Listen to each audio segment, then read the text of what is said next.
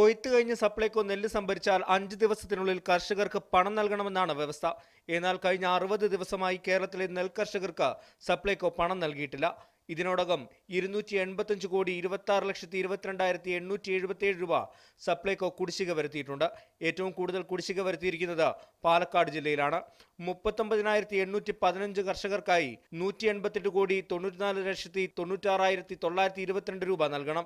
ആലപ്പുഴയിൽ 14,472 കർഷകർക്ക് 64 കോടി 89,54,682 രൂപയും, കോട്ടയത്ത് 8,695 കർഷകർക്കായി 26 കോടി 44,05,082 രൂപയും കുടിശ്ശിക നൽകാനുണ്ട്.